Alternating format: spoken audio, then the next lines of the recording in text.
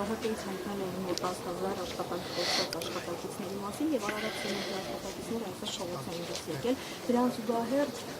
վարչապետը սպառնացել էր աշխատանքը կորցնելով, հետևանքներ չունենալ նշացել է դեր այդ հայերը։ Ու քանի որ աչքաբաց ունենք նաեւ Քեյթի օրինակը, ինչ է կարծում, ուր կտա նաեւ գործողությունը, ամենակարևորը հաղորդությունը ինչպես է հաջողվել։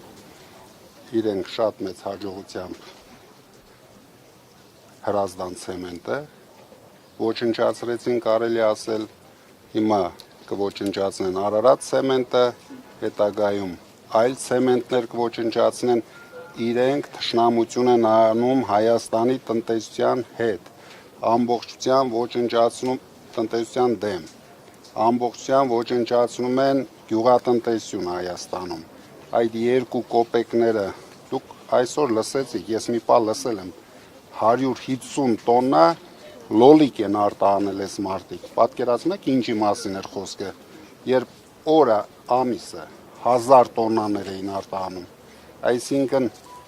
սրանք իրենց ստերով փորձում են արտարացնել իրենց ձախողումները,